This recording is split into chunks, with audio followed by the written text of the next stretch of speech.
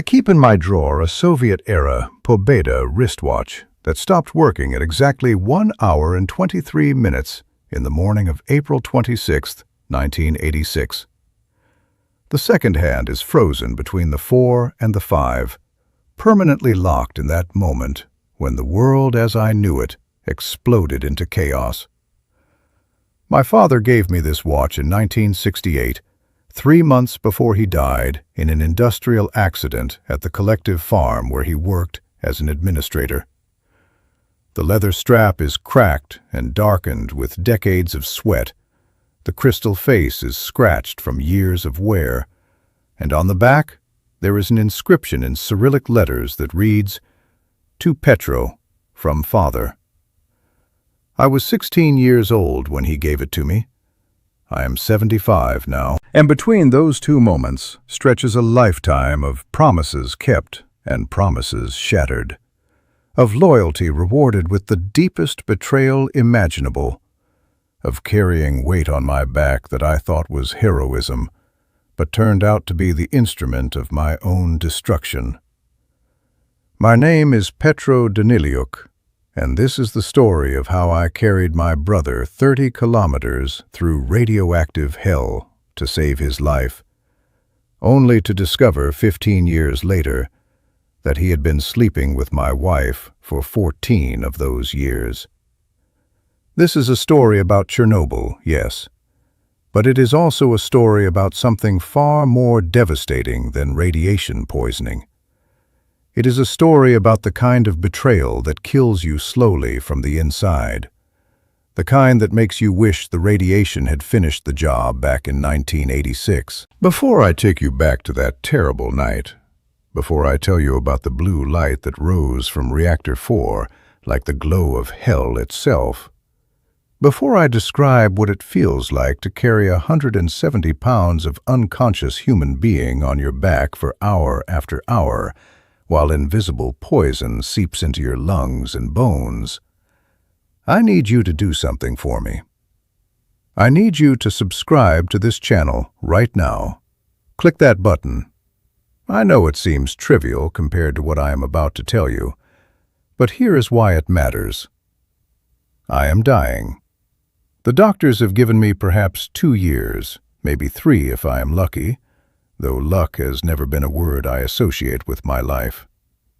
The cancers are back, multiple sites this time, all of them gifts from those hours I spent walking through contaminated roads in the exclusion zone around Chernobyl. When I am gone, this story dies with me, unless people like you hear it, remember it, share it. The official histories will tell you about the explosion, about the heroic firefighters, about the Soviet government's response. They will not tell you about men like me who saved their brothers, only to have those brothers destroy everything they loved. So subscribe. Make sure this story outlives me. And then stay with me as I take you back to April of 1986, to the city of Pripyat in the Ukrainian Soviet Socialist Republic, to a life that seemed ordinary and stable until it vanished in a single night. I was 34 years old in the spring of 1986, working as a diesel transport mechanic assigned to emergency logistics coordination for the Chernobyl nuclear power plant. That sounds more impressive than it was. Essentially, I was responsible for maintaining the fleet of heavy-duty Kamaz and ZIL trucks that moved supplies, equipment, and personnel between regional depots and the power plant facility itself. I worked with engines, hydraulics, fuel systems, all the unglamorous machinery that kept the Soviet industrial complex running. I was good at my work because I understood a simple truth. Machines do not lie to you. If you maintain them properly, if you treat them with respect, if you understand their systems, they perform exactly as designed. They are predictable, reliable, honest. Unlike people, as I would learn. My younger brother Roman was 26 years old at that time, 8 years my junior. He worked night shift maintenance routes, checking equipment and supply lines along the corridors that connected the plant to the outside world. Roman was everything I was not. Charming where I was serious, handsome where I was plain, quick to smile where I was careful with emotion. People liked him instantly, women especially. He had light eyes and an easy manner, and a way of making you feel like you were the most important person in the room when he spoke to you. I had raised him more than our parents had, really. Our father died when I was 16, and Roman was only 8, crushed beneath a tractor that rolled backward down a muddy slope during harvest operations. Our mother, Helena, did her best after that, working as a seamstress in our village near Chernobyl, but she was never the same after losing our father. She died in 1981 from heart failure at the age of 52. Her last words to me, spoken in the hospital room where she lay dying, were these: "Take care of your brother, Petro. Always. He needs you. Promise me you will protect him." I promised. I kept that promise, and it destroyed me. But I am getting ahead of myself. Let me tell you about the life we had before everything ended. I met my wife, Svetlana Kovalenko, in 1978 at a community dance in our village. She was 22 years old, freshly certified as a school teacher, assigned to the local primary school. She had dark hair that she wore in a practical braid, serious eyes that seemed to see through pretense, and a quiet competence that I found deeply attractive. I was 26, working as a mechanic in a regional garage, saving money with a vague idea of building something stable. We married in 1979 in a simple ceremony, practical and modest like everything in our lives. She wanted children. We tried for 2 years without success before I was transferred to Pripyat in 1984. The transfer came with better pay and the promise of a 2-room apartment allocation in one of the new residential blocks. Pripyat was a planned Soviet city, built specifically to house the workers of the Chernobyl nuclear power plant and their families. It was clean, modern by Soviet standards, full of young couples and children. There were schools, a cultural center, a swimming pool, an amusement park under construction. It represented the future, or at least the Soviet vision of the future. Rational, ordered, prosperous, safe. Our apartment was on the 6th floor of a gray concrete block on Lenina Prospect. 2 rooms plus a small kitchen and bathroom. It was more space than we had ever had. Svetlana decorated it with curtains she sewed herself, ceramic bowls from the market, a few books on a shelf. We were building a life together, or so I thought. She taught at primary school number 3. I worked at the logistics depot. We had routines, habits, small pleasures. On weekends, we would walk along the Pripyat River or visit the market or have dinner with neighbors. It was ordinary. It was good. I thought we were happy. If you are watching this and you have not yet left a like on this video, do it now. I want you to understand something. This is not just a story about the past. This is about the choices we make, about loyalty and betrayal, about what happens when the people you would die for turn out to be the people who destroy you. So hit that like button. Let the algorithm know this story matters. And keep watching, because what I am about to tell you gets much, much worse. Roman lived in Pripyat too, in a smaller apartment in a different block.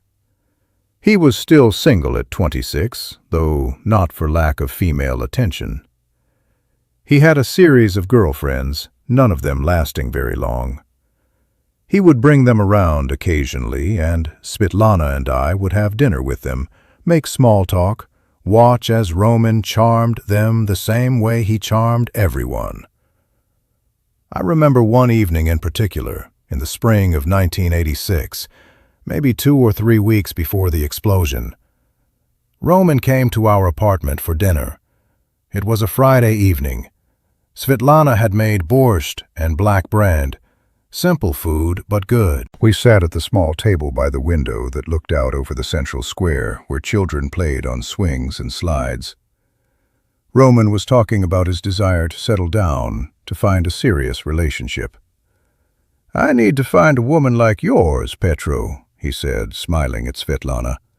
"Someone steady, someone smart, someone who does not mind that I come home smelling like diesel fuel." Svetlana laughed and said, "I married him because of the diesel fuel smell. It means he works hard." We all laughed. It seemed like such an innocent moment, warm and familial. Roman left around 9 in the evening to get ready for his night shift. He clapped me on the shoulder at the door and said, "See you tomorrow, brother. Take care." I said, "You too. Be safe out there." Just routine words, meaningless pleasantries. Or so I thought. That night, Svetlana and I went to bed around 11. We made love quietly, comfortably, the way married people do when desire has become familiar rather than urgent. Afterwards, she fell asleep with her head on my chest, and I lay there in the darkness, listening to her breathe, wearing my father's watch on my wrist, feeling the gentle tick, tick, tick against my skin, thinking vaguely about whether we should see a doctor about our inability to conceive children, whether there was something wrong with one of us or both of us. I fell asleep sometime after midnight, with no idea that in less than 2 hours, everything I knew would end. The explosion woke me from deep sleep. It was not tremendously loud in our apartment, more like distant thunder rolling up from underground. But it was wrong somehow, the kind of sound that triggers ancient survival instincts before your conscious mind can process what is happening. The windows rattled violently in their frames. A framed photograph fell off the kitchen wall and shattered on the floor. The bed shook. Svetlana woke up gasping, her fingers digging into my arm, her voice high and frightened. "Petro, what was that? What is happening?" I got out of bed and went to the window. I looked out toward the direction of the power plant, 12 kilometers to the north. What I saw made no sense. There was a glow in the sky, but not the orange-red glow of fire. It was blue-white, almost beautiful, like someone had turned on a massive electric light beneath the clouds. It pulsed slightly, shimmering. I had never seen anything like it. My watch said 1 hour and 26 minutes. 3 minutes had passed since the explosion, though I did not know yet that was what it had been. I told Svetlana it was probably nothing serious, probably a transformer exploding or some minor industrial accident. I did not believe my own words, but I wanted to calm her. I dressed quickly in my work clothes and told her I was going to the depot to see if they needed me, that I would be back soon. She asked if she should come with me. I said no, stay here, try to go back to sleep. I will call if there is any problem. I kissed her forehead and left the apartment. I did not look back to see her standing in the doorway in her nightgown with her hair loose around her shoulders. I did not memorize her face in that moment. I just left, assuming I would be back in a few hours. It would be weeks before I saw her again, and when I did, I would be a different person, physically destroyed, emotionally transformed, carrying death inside my body like a passenger that would never leave. The streets of Pripyat were quiet but not empty. A few people stood on their balconies looking toward the glow in the northern sky. Some were talking in low voices. Most just stared. I walked quickly toward the logistics depot, about 2 kilometers from our apartment building. The air had a strange quality to it, a metallic taste that I noticed but did not understand. My skin started to itch slightly. I attributed it to anxiety, to fear, to the unknown.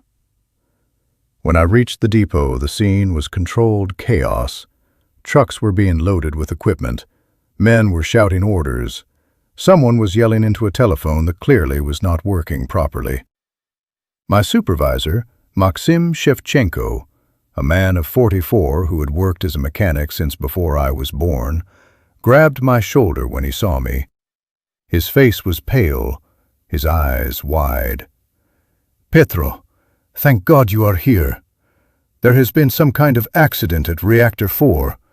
They are calling it a fire, but the communications are all disrupted, and nobody knows exactly what is happening. Get a truck ready and stand by for orders. We are going to need every vehicle and every driver we have." I asked him what kind of fire could cause an explosion that big, that could create that strange blue light in the sky. He looked at me with an expression I had never seen on his face before, something between confusion and terror. "I do not know, Petro. But I heard someone say the firefighters who went in first are already getting sick." "Already? From a fire? That does not make sense, does it?" No, it did not make sense. But nothing about that night made sense. I did what Maxim told me to do. I performed pre-operation checks on one of the big KAMAZ trucks, verified fuel and oil levels, made sure the engine was running clean, and then I waited. Comment below right now and tell me, have you ever heard this kind of personal testimony about Chernobyl before? Have you heard the story from someone who was actually there, who walked through that hell, who survived it, but lost everything anyway? Write, "I am listening" in the comments if you want me to continue this story. Write your country so I know how far this truth is spreading. Because the official histories do not tell stories like mine. They prefer heroes and villains and clean narratives. They do not want to talk about the messy human reality of betrayal and broken promises, and the kind of pain that lasts 40 years.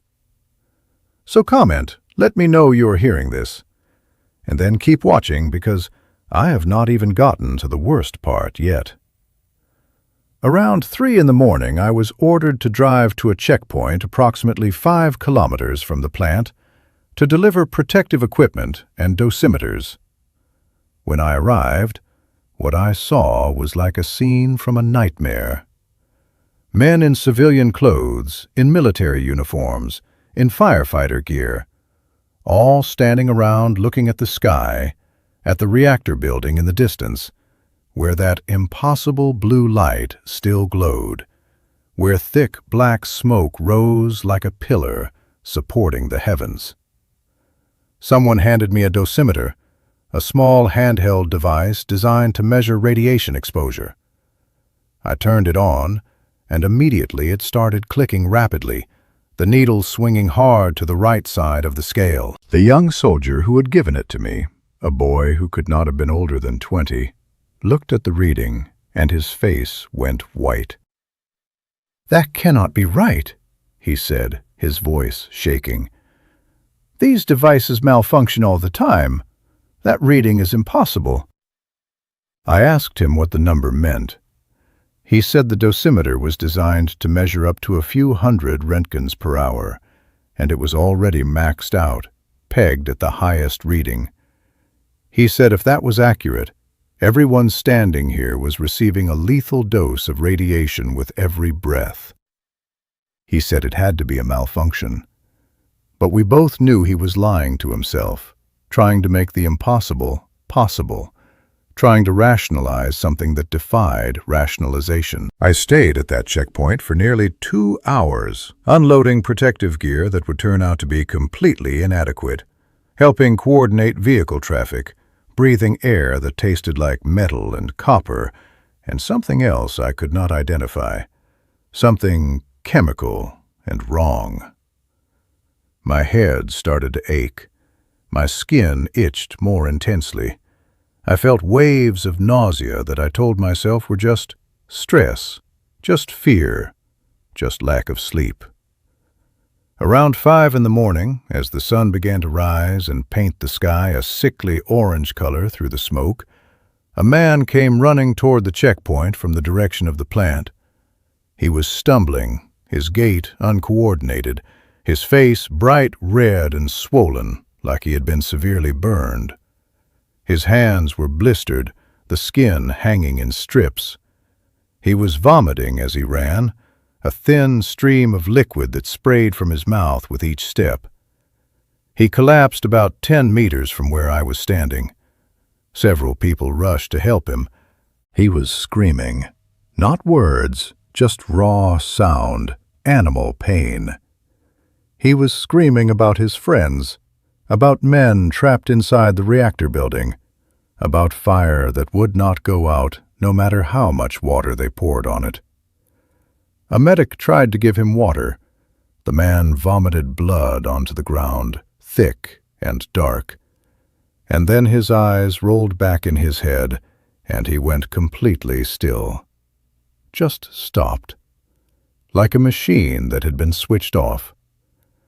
The medic checked for a pulse, shook his head, and 2 soldiers picked up the body and carried it to a truck. No ceremony, no words, no acknowledgement of a life ended. Just gone. I had never seen someone die before. I stood there staring at the spot where he had fallen, at the blood and vomit soaking into the dirt, and something cold settled in my chest.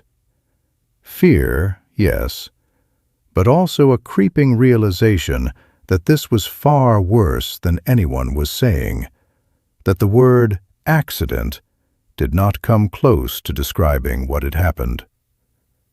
And then I thought about Roman. Roman was supposed to be working maintenance routes near the plant during the night shift. I had not thought about him until that moment because I had been too focused on my own tasks. But now panic seized me, cold and sharp. Where was my brother? Was he safe?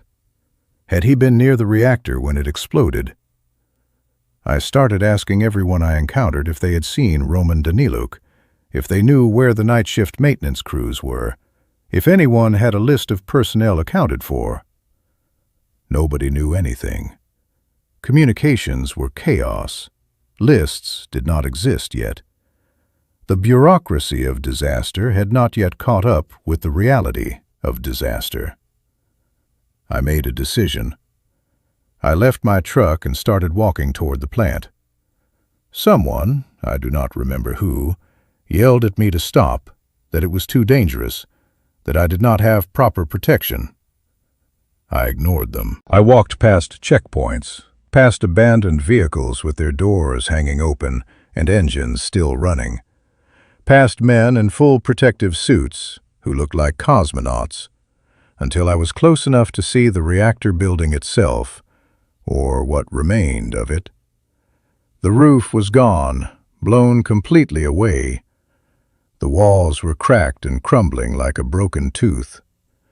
That blue light was coming from inside, from the exposed reactor core, from graphite burning at temperatures hot enough to melt steel, hot enough to aerosolize uranium and plutonium, and a dozen other elements that should never be released into the atmosphere.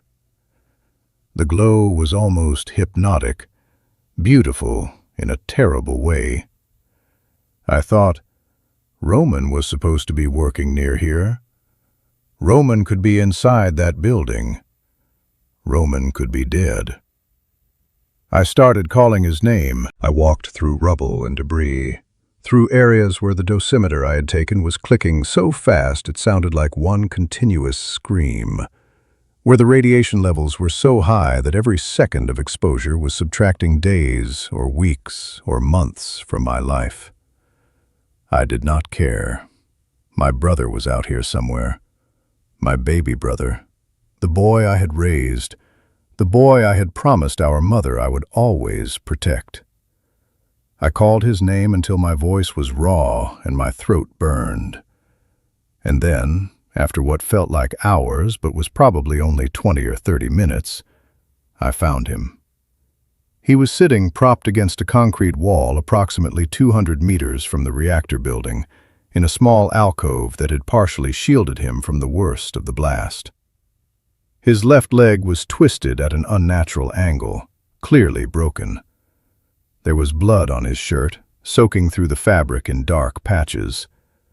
His face was pale, almost gray, and his breathing was shallow and rapid. When I approached, he looked up at me and his eyes were unfocused, confused, like he did not recognize me at first.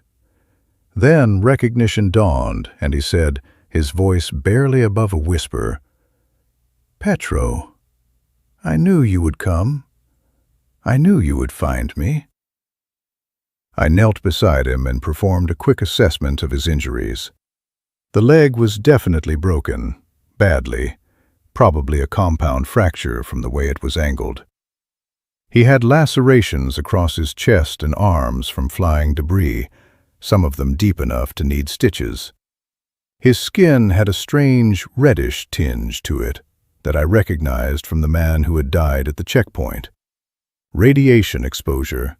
Significant radiation exposure. I asked him what happened. He said he had been performing a routine equipment check about 300 meters from Reactor 4 when the explosion occurred. He said there was no warning, just a sound like the world splitting in half, and then he was thrown through the air and slammed against a wall. He said he tried to get up and run, but his leg would not support his weight. He said he crawled here and then could not move anymore. He said other people had run past him, but nobody stopped. Everyone was fleeing in panic. He said he thought he was going to die here, that nobody would find him before the radiation killed him. I told him he was not going to die. I told him I was going to get him out of here. He looked at me with eyes that wanted to believe, but could not quite manage it. "How?" he asked. "There are no ambulances. No help is coming. Everyone is focused on the reactor. I am just one injured worker. They are not going to send resources for me." I looked around. He was right. There was nobody coming for him. The emergency response was overwhelmed, focused on the fire at the reactor, on preventing further explosions, on evacuating critical personnel. One injured maintenance worker on the periphery of the disaster was not a priority. If I left to get help, by the time I found someone and convinced them to come back, hours might have passed. And Roman might be dead, from blood loss or from the massive radiation dose he was receiving with every minute he spent sitting here near the exposed core. So I made a decision that would define the rest of my life, though I did not know it yet. I took off my jacket and used it to create a makeshift splint for his leg, wrapping it tightly to stabilize the fracture as best I could.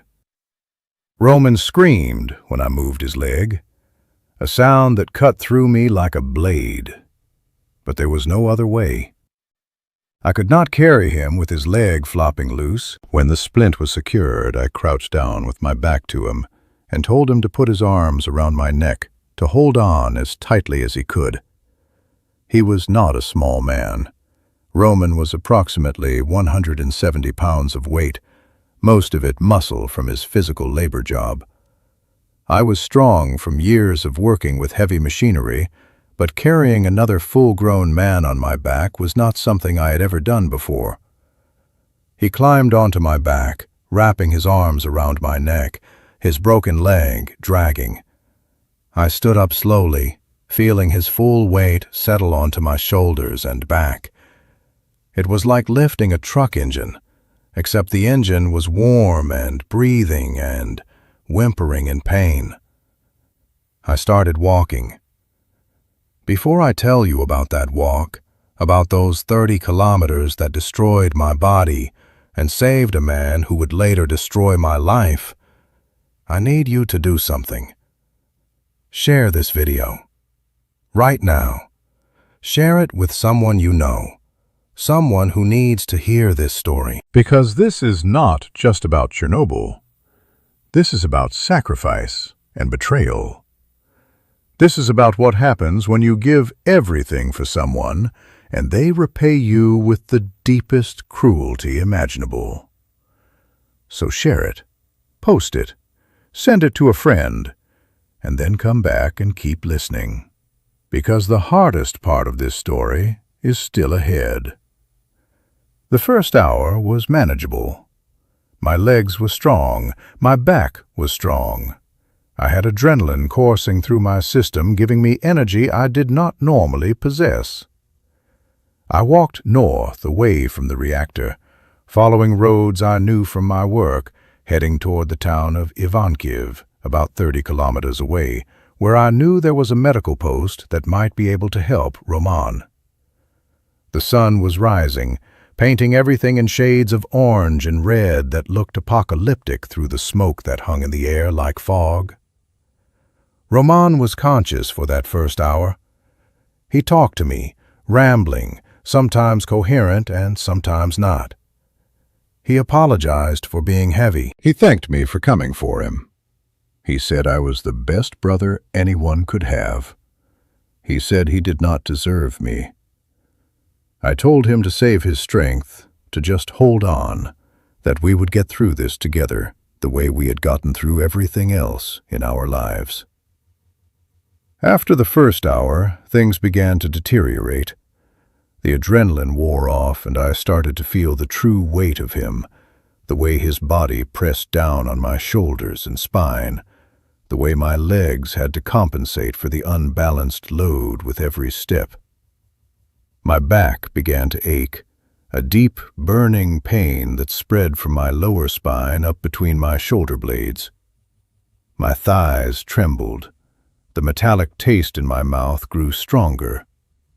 I started to feel nauseous, waves of sickness that made me want to stop and vomit, but I could not stop because if I stopped, I might not be able to start again. Roman drifted in and out of consciousness. Sometimes he would talk, delirious, saying things that made no sense. He talked about our mother, about our childhood, about girls he had dated. Once he asked me if I thought Svetlana was pretty. I said, yes, of course, she is my wife. He said, she is very pretty. You are lucky, Petro. Very lucky. And then he passed out again. After the second hour, I had to stop. My legs were shaking so badly I could barely stand. I lowered Roman to the ground as gently as I could and sat down beside him, gasping for breath, my heart hammering in my chest. My hands were trembling. My vision was starting to blur at the edges. Roman vomited, a thin stream of bile and blood. I had read enough about radiation exposure to know what that meant. He had received a massive dose, enough to cause acute radiation syndrome. Without treatment, he would die within days or weeks. But I could not think about that now. I had to keep moving. I stood up, ignored the screaming protest from every muscle in my body, and lifted him onto my back again.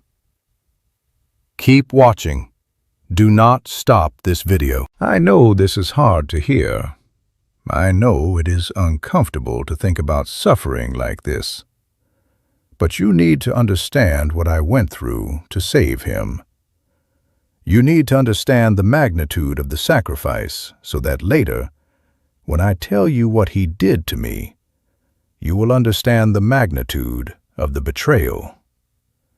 So keep watching. Stay with me. We are only at hour 2 of a journey that lasted nearly 20 hours. The third and fourth hours blur together in my memory. Pain became my entire existence. Every step was agony. My back felt like it was breaking. My legs felt like they were made of wet sand, barely able to support my own weight, let alone Roman's. I fell twice.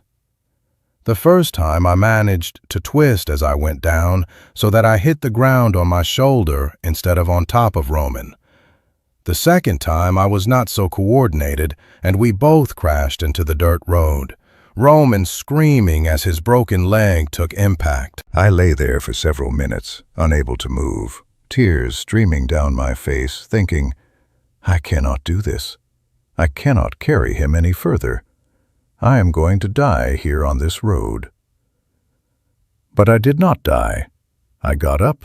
I lifted him again. I kept walking.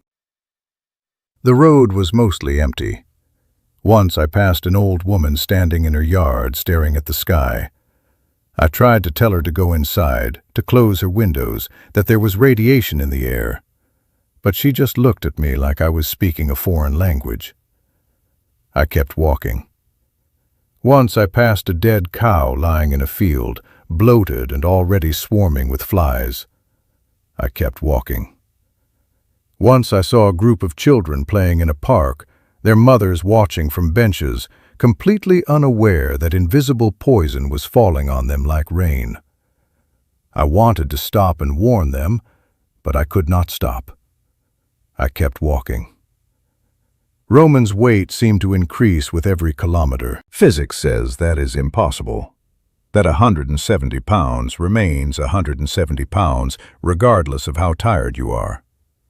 But I swear to you that by the 5th hour he felt like he weighed 300 pounds. Like I was carrying a boulder instead of a man. My watch had stopped working. I noticed this during one of my brief rest stops. The second hand was frozen at 1 hour and 23 minutes, the exact moment of the explosion. Some kind of electromagnetic pulse from the reactor must have disrupted its mechanism, so I had no way to track time accurately. I could only measure progress by the sun moving across the sky and by the kilometer markers on the road when I occasionally passed them. By the 6th or 7th hour, I started to have vivid hallucinations. I saw my father walking beside me, not saying anything, just walking. I saw my mother standing on the road ahead, beckoning me forward. I saw Roman as a child, 8 years old, crying at our father's funeral. I knew these were not real, but they felt real. More real than the road beneath my feet. More real than the pain in my body. I talked to them. I asked my father if I was doing the right thing. I asked my mother if she was proud of me for keeping my promise. They did not answer, but I felt comforted by their presence. At some point, I do not know exactly when, I passed another person lying in the road. A man in a firefighter uniform, face down, not moving. I stopped and checked him. He was dead. His skin was red and blistered. His eyes were open and clouded. His lips were cracked and bleeding. There was nothing I could do for him. I memorized his face, thinking someone should remember him. Someone should know he died here alone on this contaminated road. I learned later his name was Andrei Lysenko. He was 31 years old, married, father of 2 daughters. But at that moment, he was just another casualty of a disaster that was still unfolding, still claiming victims. I kept walking. Tell me in the comments, could you do this? Could you carry someone for 30 kilometers? Could you push your body beyond every limit, beyond pain, beyond exhaustion, beyond rational thought, to save someone you love? Write yes or no in the comments. Be honest, because I want you to think about what you would sacrifice for family. And then I want you to think about whether that family would do the same for you. Keep that question in your mind as I continue this story. By the 8th or 9th hour, I could no longer feel my legs. They moved automatically, mechanically, like I was a machine that had been programmed to walk and could not stop, even though every system was failing. I vomited several times, thin, acidic bile that burned my throat. My skin was burning, not from heat, but from radiation exposure, though I did not fully understand that yet. My hair was starting to fall out in clumps. I would run my hand through my hair, and it would come away with dozens of strands stuck to my fingers. Roman was unconscious, and had been for hours. His breathing was shallow and irregular. His skin was hot to the touch, fever raging through his body. I was terrified that he would die while I was carrying him, that all of this suffering would be for nothing, that I would arrive at the medical post with a corpse on my back. But I could not accept that possibility. I kept walking. The sun was setting when I finally saw the outskirts of Ivankiv. The town looked normal, untouched, people going about their evening routines completely unaware of the catastrophe that had occurred 30 kilometers to the south. I stumbled through the streets, this wild-eyed man covered in dirt and blood and vomit, with another man strapped to his back. And people stared, but nobody helped. They were afraid, I think, afraid of what we represented, afraid that we might be contaminated and dangerous. Maybe they were right to be afraid. I found the medical post, a small clinic on the edge of town. I walked through the door, and I have only vague memories of what happened next. People rushing toward me, someone lifting Roman off my back, the sudden lightness of my own body without his weight. Lying on the floor, voices asking questions I could not answer. And then, darkness. I woke up in a hospital in Moscow 5 days later. 5 days had passed, and I had no memory of them. Dr. Yevhen Bondar was standing beside my bed, a man in his late 50s with gray hair and eyes that had seen too much suffering. He told me I had been airlifted to Moscow along with dozens of other severely exposed individuals. He told me my radiation dose was estimated at between 50 and 80 Röntgens total, accumulated over the nearly 20 hours I had spent walking through contaminated areas. He said that was enough to cause significant long-term damage, but not immediately fatal. He said I was lucky. Then he told me about Roman. Roman had received an estimated dose of between 150 and 200 Röntgens, much higher than mine because he had been closer to the exposed reactor core for longer before I found him. He was in critical condition. His broken leg had been surgically repaired. He was being treated for acute radiation syndrome. The doctors were doing everything they could, but the next 2 weeks would determine whether he survived or died. I asked if I could see him. Dr. Bondar said not yet, that I needed to recover my own strength first. I asked about Svetlana. He said she had been evacuated from Pripyat along with all other residents, that she was safe, that she had been trying to find information about where I was. He said someone would arrange for her to visit soon. I lay in that hospital bed, and I felt a strange mixture of emotions. Relief that Roman was alive. Pride that I had succeeded in saving him. Gratitude that Svetlana was safe. And underneath all of that, a creeping sense of wrongness. A feeling that something had been permanently broken inside me. Not just physically, but in some deeper way I could not articulate. Before I continue with what happened during my recovery, during the weeks and months that followed, I need you to subscribe if you have not already. Click that button right now. Because what I am about to tell you is the part that nobody knows, the part that was hidden for 15 years, the part that will make you understand why I am telling this story at all. This is not just a history lesson about Chernobyl. This is a warning about human nature, about the capacity for betrayal that exists in people you trust completely. So subscribe and brace yourself, because everything you have heard so far is just the prologue. The real story, the story of ultimate betrayal, is about to begin. I spent 3 weeks in that hospital in Moscow, in a specialized ward dedicated to acute radiation syndrome patients. The ward was on the 4th floor of Hospital Number 6, a facility that had been rapidly converted to handle the influx of victims from Chernobyl.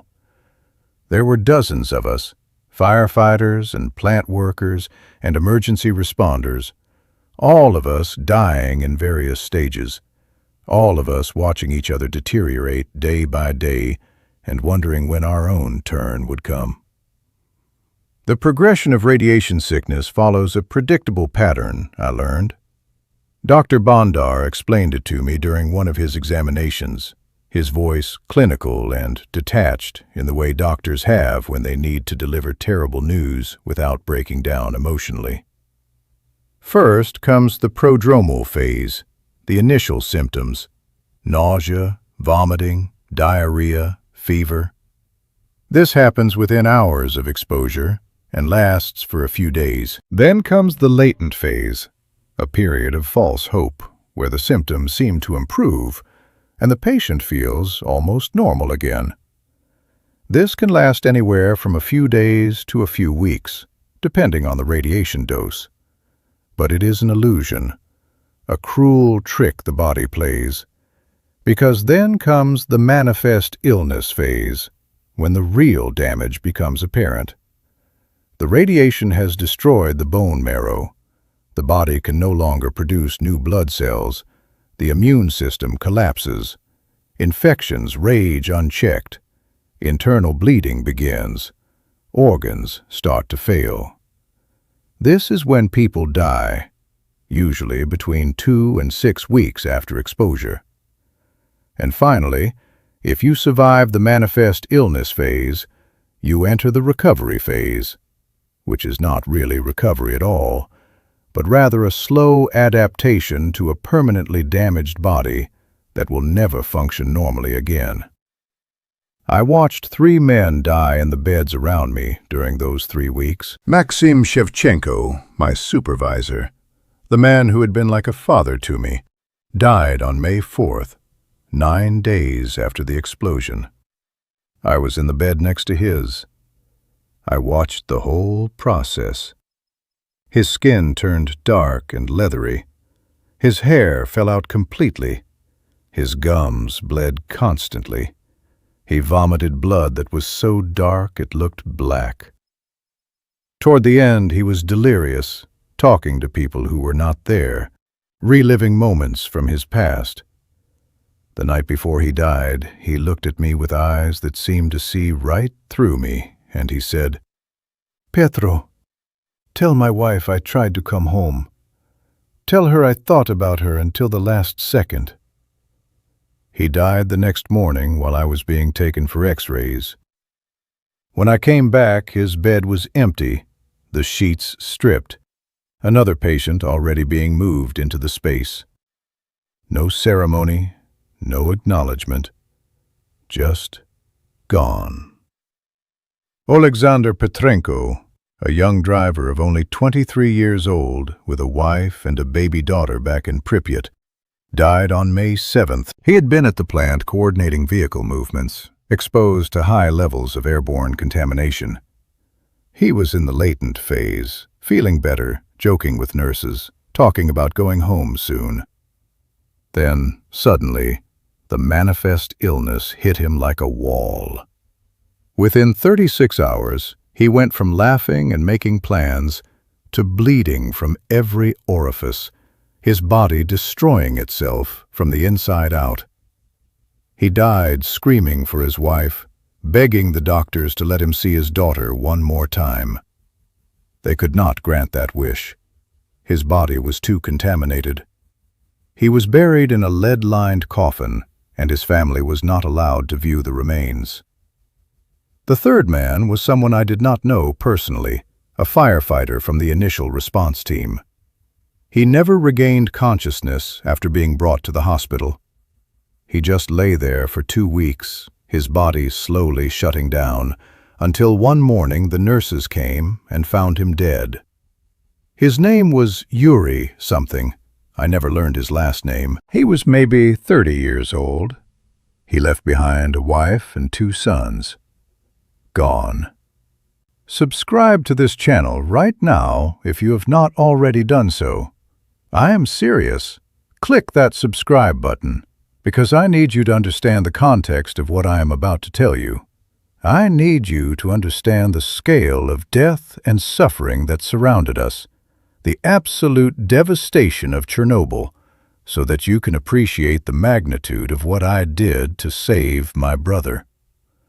I did not just carry him 30 kilometers. I carried him through hell itself, through an environment that was actively killing everyone it touched, through a disaster that would ultimately claim thousands of lives. I sacrificed my health, my future, possibly decades of my life to save him. Remember that. Hold on to that fact, because in a few minutes I'm going to tell you what he did in return, and I want you to feel the full weight of that betrayal. Roman began to improve around the 10th day after the explosion. His fever broke, his vomiting stopped, his blood cell counts started to stabilize. The doctors were cautiously optimistic.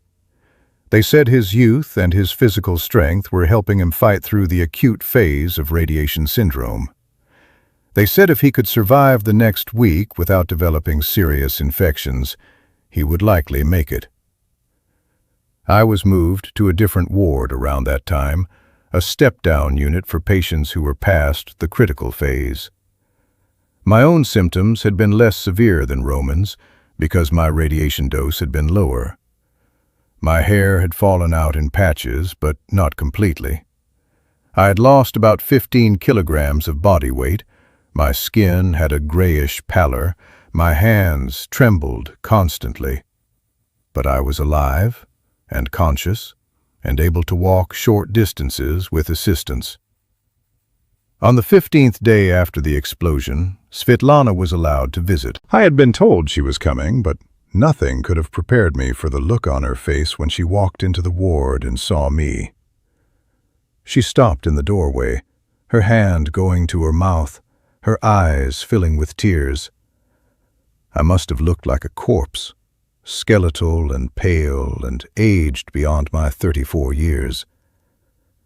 She walked slowly to my bedside and sat down in the chair next to the bed, and she took my hand very gently, like she was afraid I might break if she held too tightly.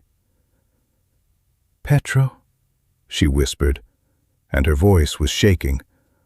"Oh, Petro, I thought you were dead. They would not tell me anything for days. I thought I had lost you." I told her I was sorry for leaving that night without looking back, for not saying goodbye properly. She said, "You have nothing to be sorry for. You saved your brother's life. You are a hero." That word, hero. I had never thought of myself that way. I had just done what needed to be done, what any brother would do. But she kept saying it. "You are a hero, Petro. You carried him 30 kilometers, the doctors told me. They said it should have been impossible. They said most men would have collapsed after 5 kilometers. But you did 30. You almost died to save him." She told me about the evacuation of Pripyat, how they had been given only a few hours' notice, how they were told to pack 1 small bag each because they would be returning in 3 days. 3 days. That was the lie they were told. Nobody has ever returned to Pripyat to live. The entire city is still abandoned 40 years later, frozen in time, a ghost town in the exclusion zone. She told me she had been moved to temporary housing in Kiev with her cousin's family.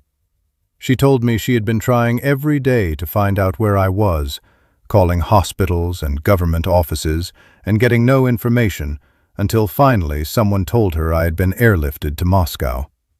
She told me she took a train here immediately, that she had been staying in a cheap hotel near the hospital, waiting for permission to see me. We talked for an hour. She held my hand the entire time. She told me about her fear, her uncertainty, her desperate hope that I was alive somewhere. And I told her about finding Roman, about the decision to carry him, about the long walk through the contaminated zone. I did not tell her about the hallucinations, about the moments when I wanted to give up, about the times I fell and thought I would not get back up. I wanted her to see me as strong, as the hero she kept calling me, not as the broken man I felt like inside. When visiting hours ended, she kissed my forehead and promised she would come back the next day.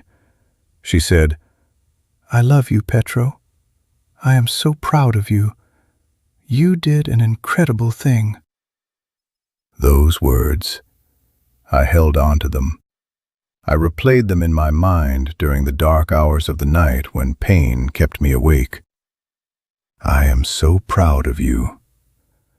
For years afterward, I would remember that moment as the last time my wife looked at me with pure, uncomplicated love and admiration.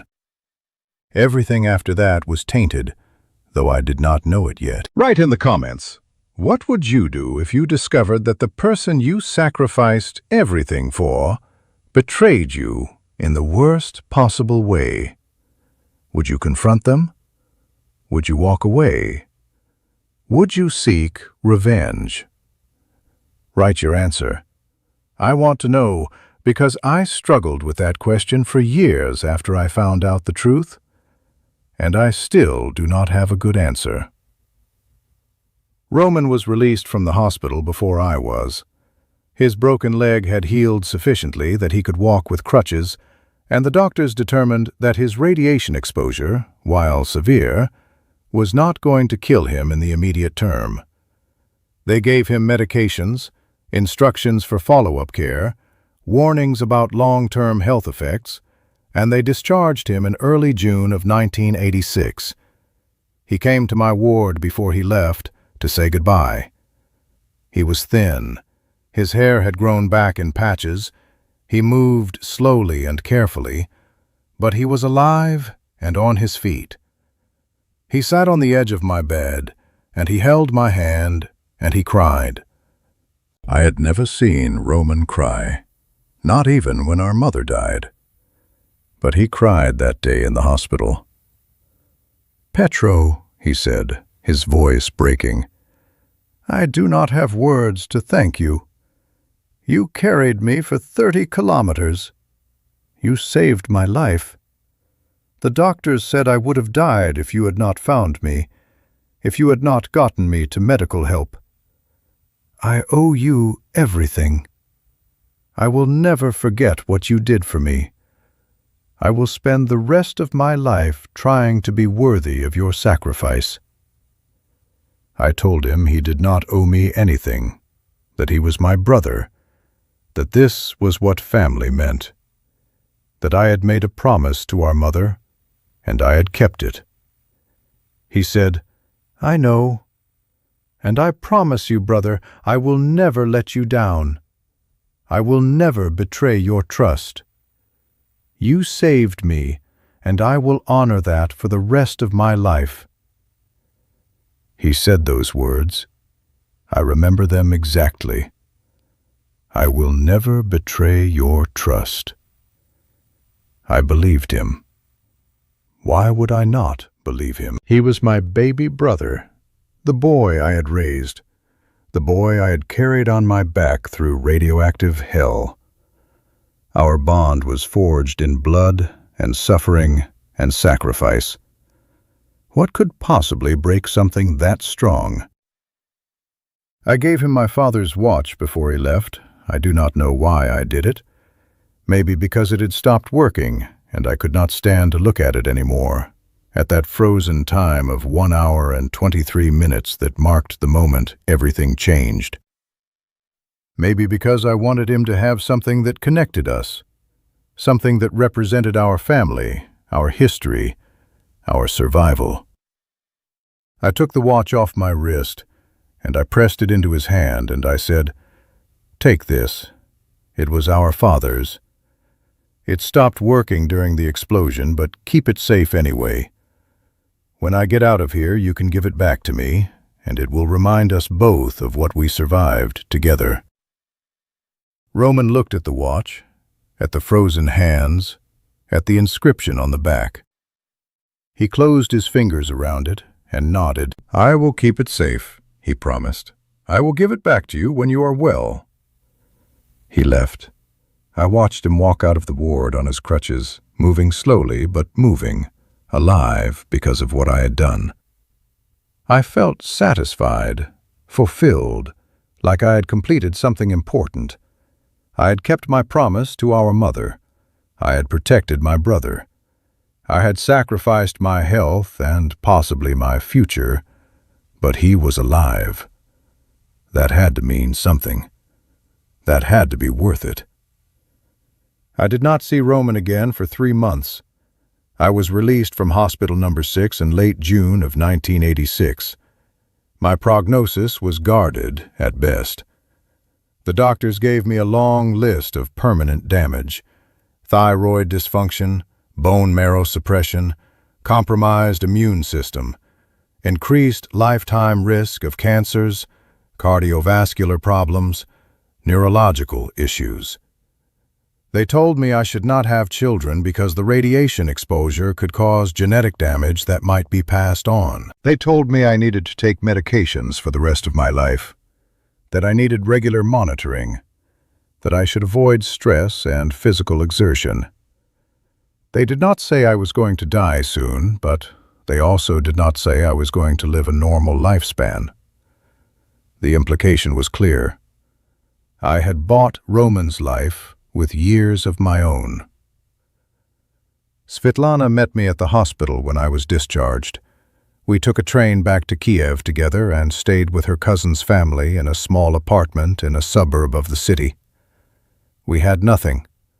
Everything we owned had been left behind in Pripyat, sealed in the exclusion zone, contaminated and inaccessible.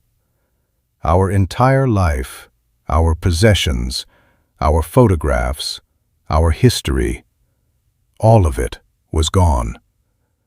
We were refugees in our own country, dependent on the charity of relatives and the minimal assistance provided by the Soviet government to Chernobyl evacuees.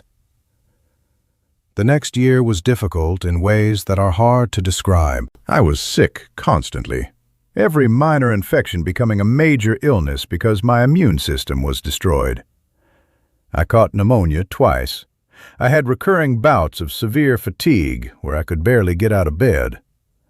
My hair grew back, but it was thinner, grayer, making me look decades older than my 35 years. Svetlana took care of me with patience and devotion. She found work teaching at a school in Kiev. She managed our limited finances. She cooked meals designed to help me regain the weight I had lost. She accompanied me to endless medical appointments. She held my hand through the dark nights when pain or fear kept me awake. She never complained, never expressed resentment, never made me feel like a burden, even though I clearly was. I was so grateful to her. I thought I was the luckiest man alive to have a wife who stood by me through such terrible circumstances. I thought our marriage had been strengthened by adversity, that we had been tested and had emerged closer than ever. I thought I knew her. I thought I could trust her absolutely. I was wrong about everything. Hit that like button right now. Do it. because what I am about to tell you is going to make you angry. It made me angry. It still makes me angry 40 years later. And I need you to carry that anger with you, to let it fuel your engagement with this story, to make sure you remember it and share it, so that other people can learn from my mistake. The mistake of trusting too completely, of believing that sacrifice guarantees loyalty, of thinking that blood bonds and marriage vows mean something permanent and unbreakable. Like this video and keep listening. Roman stayed in Ukraine when Svetlana and I eventually immigrated to the United States in 1991. We left through a refugee resettlement program, sponsored by some of Svetlana's distant relatives who lived in New Mexico. The Soviet Union was collapsing. The economy was in chaos. Medical care for people like me with radiation-related illnesses was becoming harder to access. America seemed like a chance for a fresh start, a place where we could build a new life away from the contaminated shadow of Chernobyl. We settled in Albuquerque. I found work at a diesel repair shop, doing the same kind of mechanical work I had done in the Soviet Union, but for American trucks. The owner was willing to hire me despite my limited English and my obvious health problems. Svetlana got a job teaching English as a second language at a community center, helping other immigrants adapt to their new country. We rented a small house in a quiet neighborhood. We bought used furniture.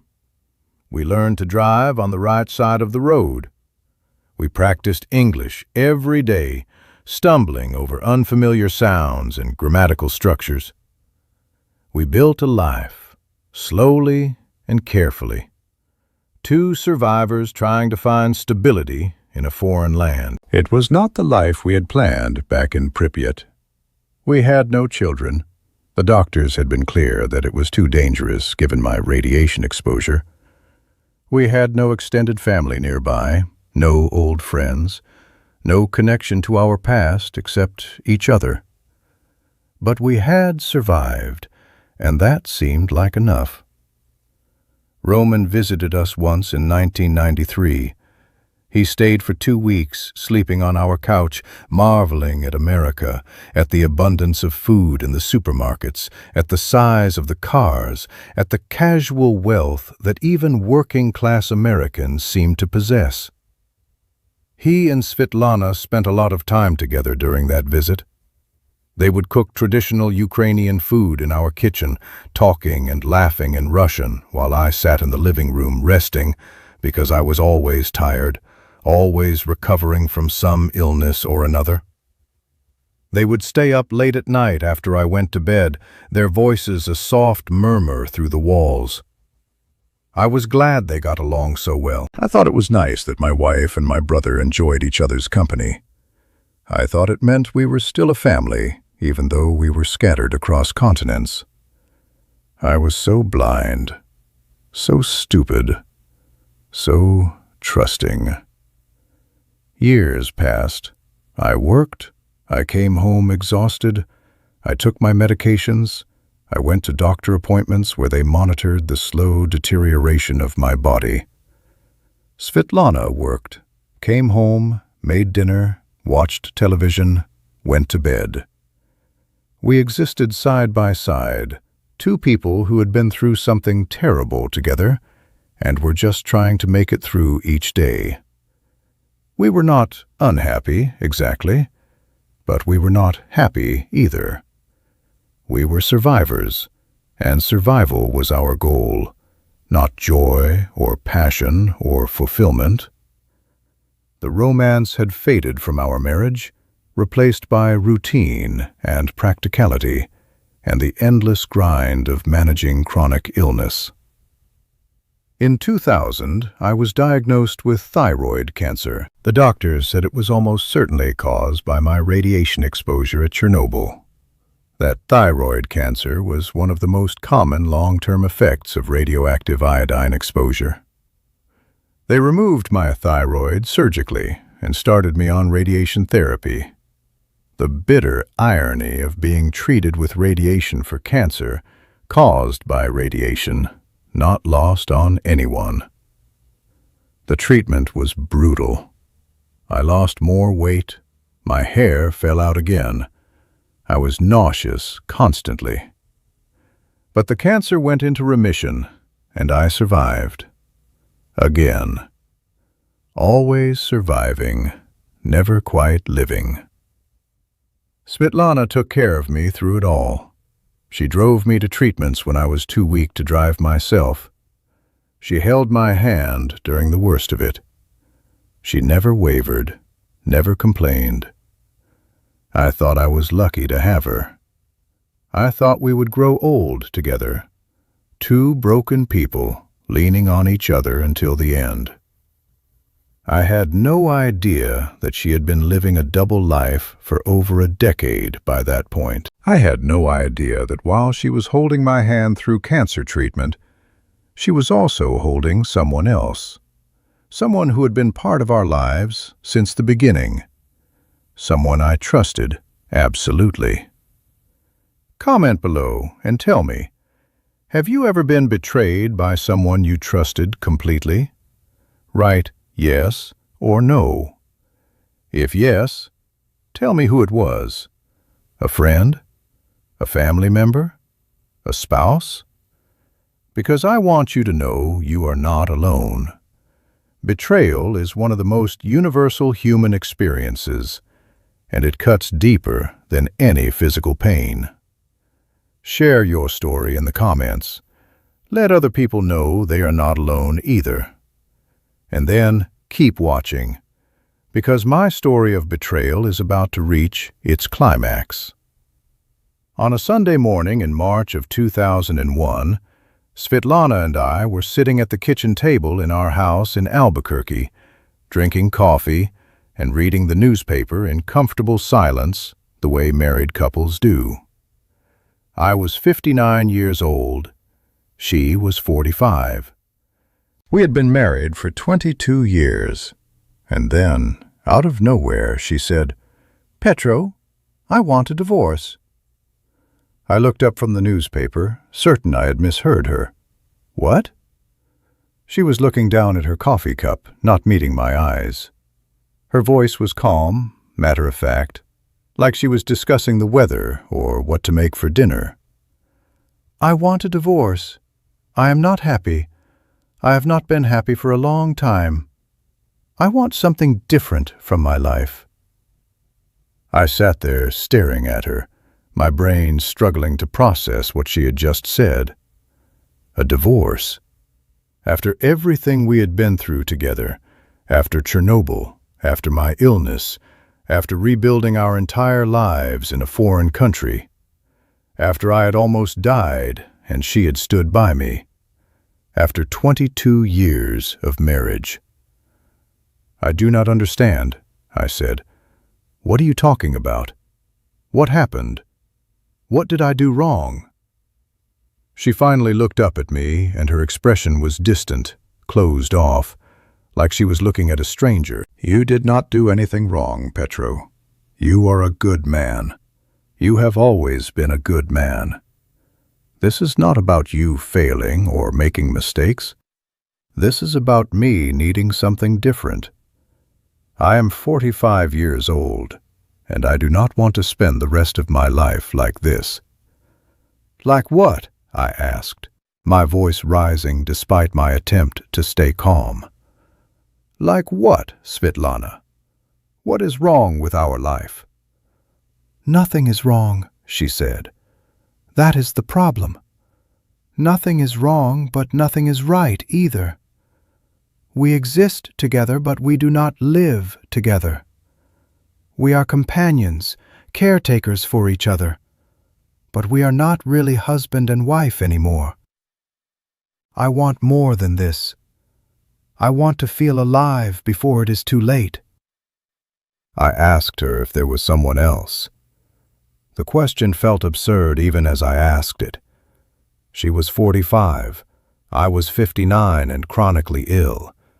We lived a quiet life with limited social contact. Where would she have met someone else? How would she have had the time or opportunity for an affair? She said, "No, there is no one else. This is just about me, about what I need, about wanting a different life."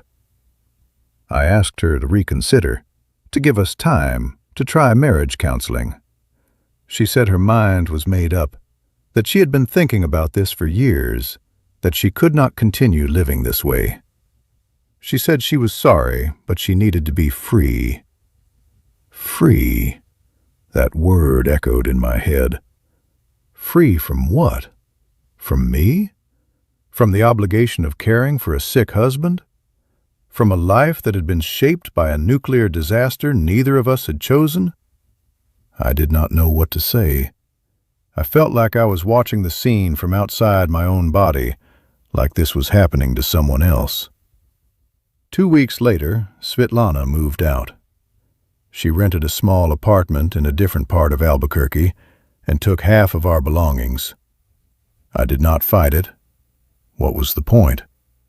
If she did not want to be with me, forcing her to stay would only make both of us miserable. I was too tired, too beaten down by years of illness and struggle, to fight for something she clearly did not want anymore. The divorce was finalized in 6 months. We sold the house and split everything down the middle with mechanical precision. No arguments, no drama, just the dissolution of a 22-year marriage reduced to paperwork and division of assets. She moved to Santa Fe shortly after the divorce was final. I stayed in Albuquerque, moving into a cheap apartment that smelled like old cigarette smoke and was too quiet, too empty, too full of absence. I was 59 years old, alone in a country that was not really mine, speaking a language that still felt foreign in my mouth, with a body that was failing, and a heart that felt like it had been removed from my chest. I could not understand what I had done to deserve this. I had been a good husband, I thought. I had worked hard. I had been faithful. I had loved her. I had survived Chernobyl and carried my brother 30 kilometers and endured years of sickness and pain, and I had tried my best to be a good man, and she had left anyway. For 14 years after that divorce, I lived alone and tried to make sense of what had happened. I worked at the repair shop until my health forced me to retire. I lived on disability payments and a small pension. I had acquaintances, but no real friends. I spoke to Roman occasionally on the phone, brief conversations where he would tell me about his life in Ukraine and ask about mine, and we would exchange pleasantries and then hang up. He never mentioned Svetlana. I never asked about her. It was like she had simply disappeared from our lives, a chapter that had ended. I saw her once by accident in 2003 in a grocery store. I was in the produce section, and I looked up, and there she was, 30 feet away, examining apples. She looked different, lighter somehow, younger. Her hair was styled differently. She was wearing makeup, which she rarely did when we were married. She was smiling at something. She looked happy.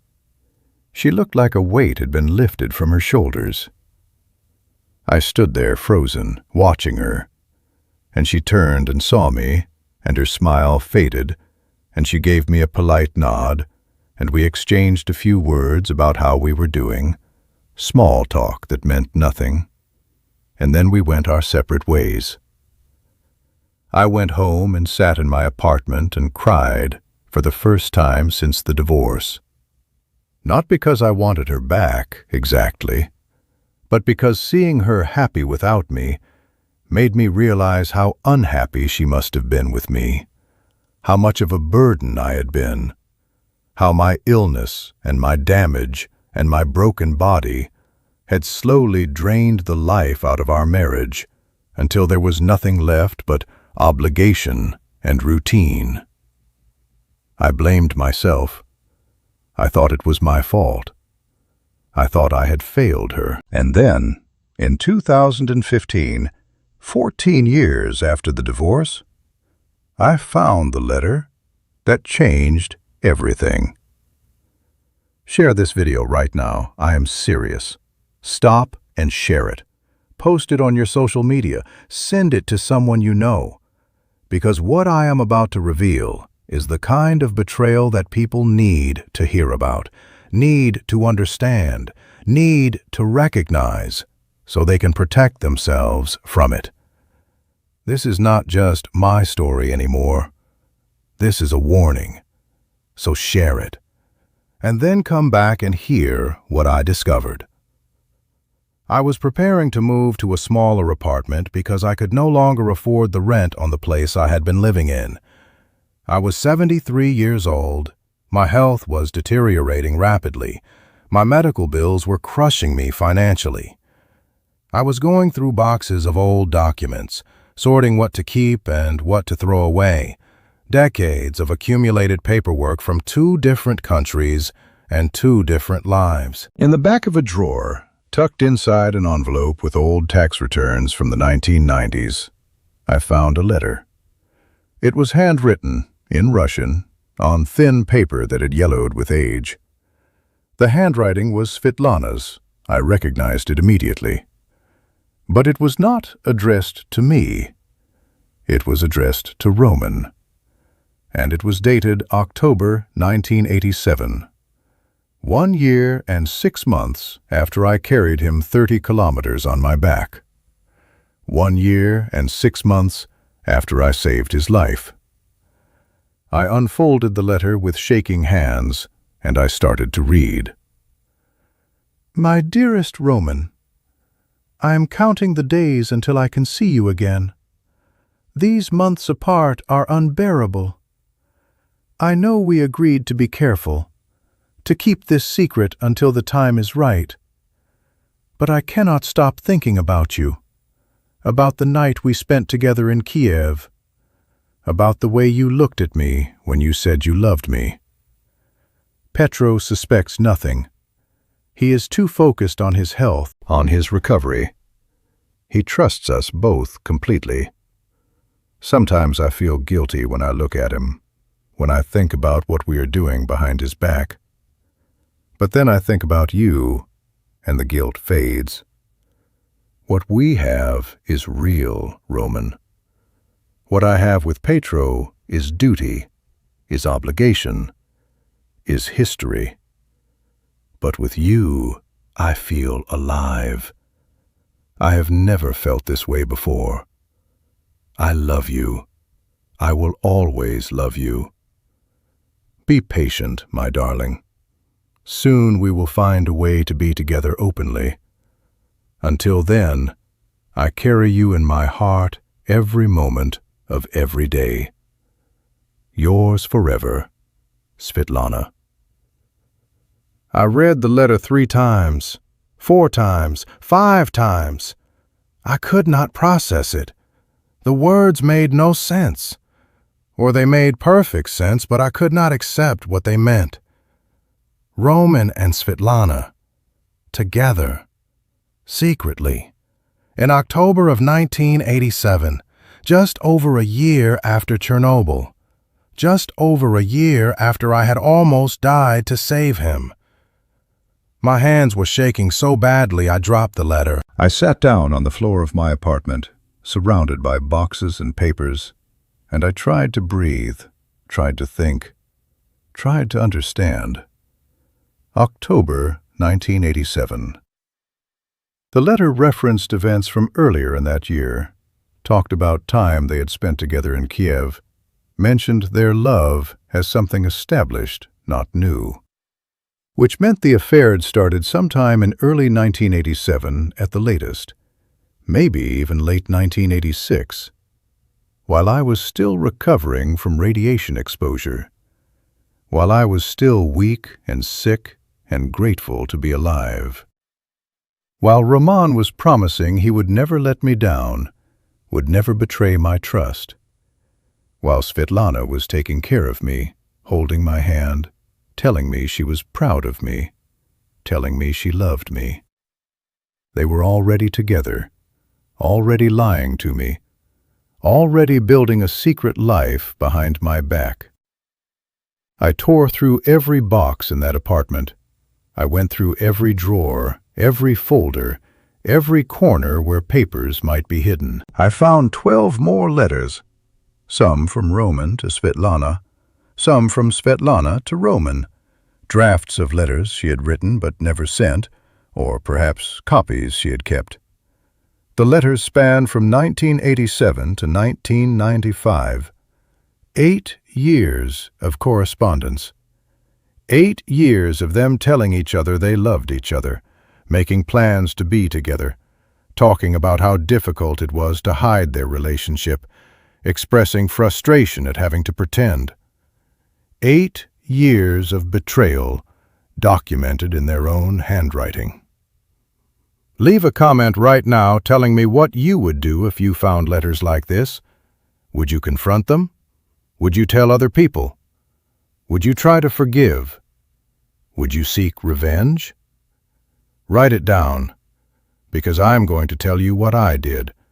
But first I want to know what you think you would do in my position. The letters stopped in 1995, at least the ones I found. I do not know if they stopped writing to each other, or if they just got more careful about hiding the evidence, or if Svetlana destroyed the later letters before she left.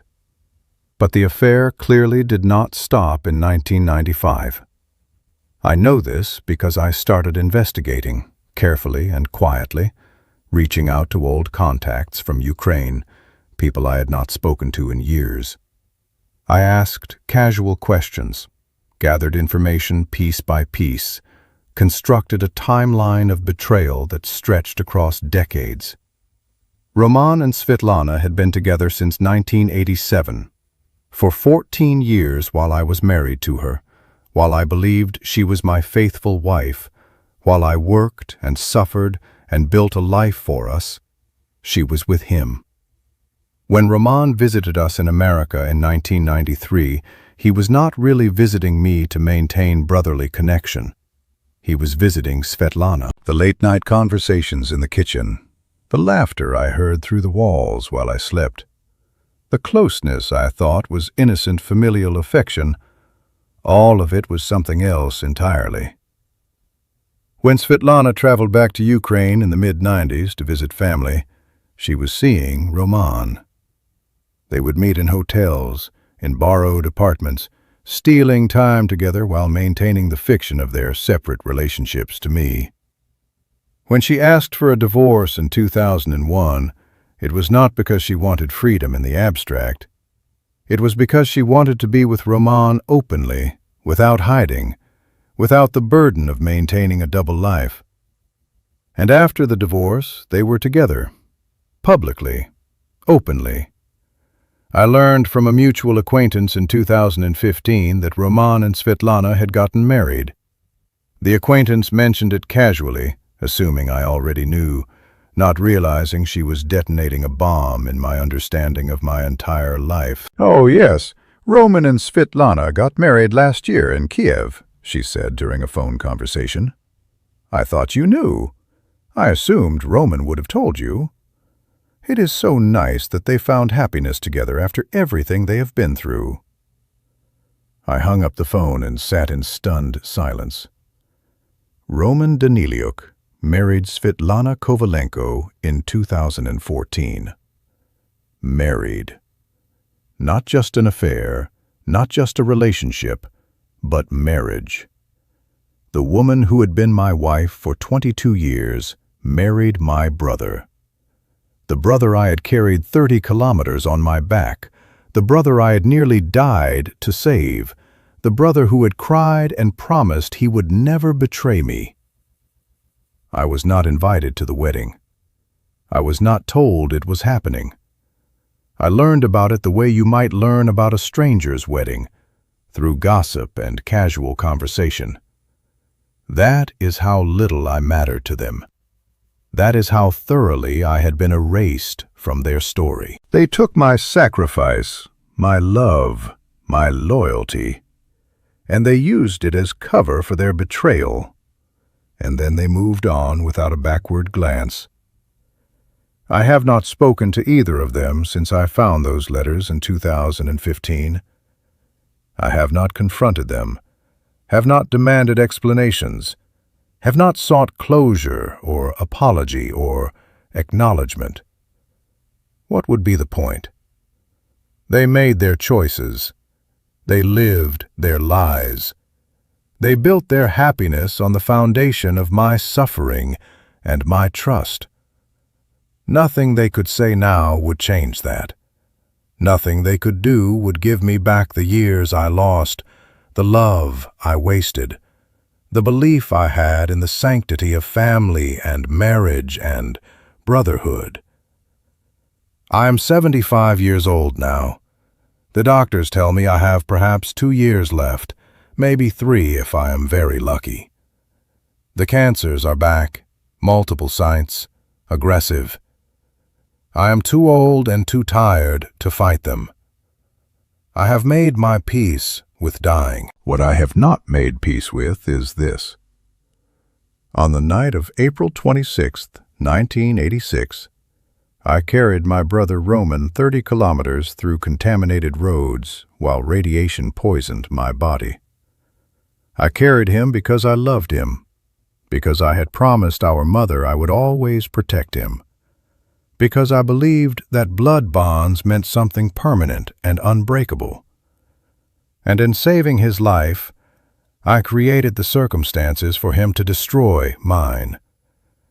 If I had left him there on that roadside near Reactor 4, if I had walked past him the way others did, if I had chosen self-preservation over sacrifice, everything would be different. Roman would have died from his injuries or from radiation exposure within days. Svetlana would still be my wife, or at least our marriage would have ended for honest reasons rather than because she wanted to be with the man I had saved. I would not carry this knowledge, this betrayal, this poison that is worse than any radiation. Subscribe to this channel if you have not already. Click that button. Because I am recording these testimonies while I still can, while I still have the strength to speak and the clarity to remember. When I am gone, this story dies with me unless you preserve it, unless you share it, unless you make sure other people hear it and learn from it. The lesson is this: sacrifice does not guarantee loyalty. Love does not prevent betrayal. Family bonds can be broken as easily as any other promise. The people you would die for might be the people who destroy you. Trust carefully. Protect yourself. Remember that nobility and selflessness are beautiful in theory, but can leave you vulnerable to those who do not share your values. I am not saying do not help people. I am not saying do not love your family. I am saying be aware that your sacrifice might not be honored, that your love might not be returned, that the people you save might not save you in return. The watch still sits in my drawer, the one my father gave me. The one that stopped at 1 hour and 23 minutes on the morning of April 26, 1986. Roman never returned it like he promised, but that is the smallest of his broken promises. I bought another watch years ago to replace it, but I kept the broken one, unable to throw it away, unable to fix it, unable to let go of what it represents. Sometimes I take it out and hold it, and I think about time, about how my father told me that time is a man's only real possession. I spent nearly 24 hours carrying Roman to safety. That time is gone forever, spent, irretrievable. And if I could go back, if I could stand again at that moment when I found him broken and bleeding near the reactor, knowing everything I know now, would I make the same choice? Would I lift him onto my back and start walking? Would I sacrifice my health and my future and my marriage to save him? I honestly do not know. Part of me, the part that still believes in honor and duty and keeping promises, Says yes, I would do it again, because it was the right thing to do regardless of how he repaid me. But another part of me, the part that has carried this betrayal for 11 years, the part that feels the weight of deception more heavily than I ever felt his physical weight, that part says, I would walk away. I would leave him there. I would let consequences unfold naturally instead of interfering. I would choose myself. But I cannot go back. I can only move forward into whatever time I have left, carrying this knowledge, this anger, this grief that has no resolution. And I can tell this story over and over to anyone who will listen, so that maybe someone somewhere will learn something from my mistake. Comment below and tell me what you learned from this story. What will you remember? What will you take away from hearing about my life, my sacrifice, my betrayal? Write it down. Make it real. make it matter, because I need to know that this suffering had some purpose, that these 40 years of carrying this weight led to something other than just my own destruction. Tell me in the comments, and if you made it this far, if you listened to this entire story, thank you. Thank you for bearing witness. Thank you for caring enough to hear an old man's pain. Now like this video, subscribe to this channel, and share it with someone else who needs to hear it. Do not let this story die with me. There is a Pobeda watch in my drawer that has not worked in 40 years, that has been frozen at 1 hour and 23 minutes since the morning of April 26, 1986. I have kept it all this time, even though Roman never returned it like he promised, even though it serves no practical purpose, even though looking at it brings me pain. I kept it because it represents my father, because it connects me to a time before everything went wrong, because it is a physical reminder of the values I was raised with, even if those values were not shared by everyone in my family. My father told me when he gave me that watch that time is a man's only real possession. He was wrong about that, or at least incomplete. Time is not really ours to possess. It flows whether we want it to or not. It cannot be stopped or reversed or controlled. What we possess is not time itself, but the choices we make within time, the actions we take, the people we choose to be, regardless of what happens to us. I chose to be a man who keeps his promises, even when it costs him everything. I chose to be a brother who sacrifices for family, even when that family does not deserve it. I chose to be a husband who remains faithful, even when his wife was not. Those choices define me more than Roman's betrayal defines him, more than Svetlana's lies define her. They cannot take those choices away from me. They cannot retroactively make me into a different person. I am still the man who carried his brother 30 kilometers through radioactive hell. That happened. That is real. That is who I am. And while I have paid a terrible price for being that person, while I have suffered in ways that sometimes feel unbearable, I would not trade my character for theirs. I would not want to be the kind of person who could betray someone who saved my life. I would not want to be the kind of person who could lie to someone for 14 years while accepting their love and support and sacrifice. I would rather be the victim of betrayal than the perpetrator of it. I would rather die alone with my integrity intact than live comfortably with blood on my hands. So in that sense, I won. They destroyed my marriage. They destroyed my trust. They destroyed my belief in family loyalty.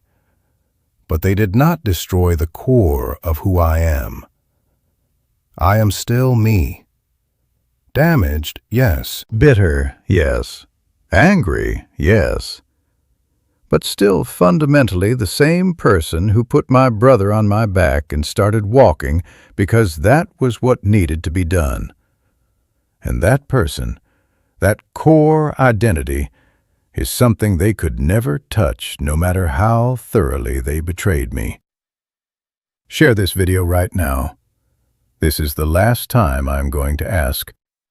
Share it on every platform you use. Send it to people in your contacts. Post it in groups and forums. Make sure this story reaches as many people as possible before I die and take these memories with me.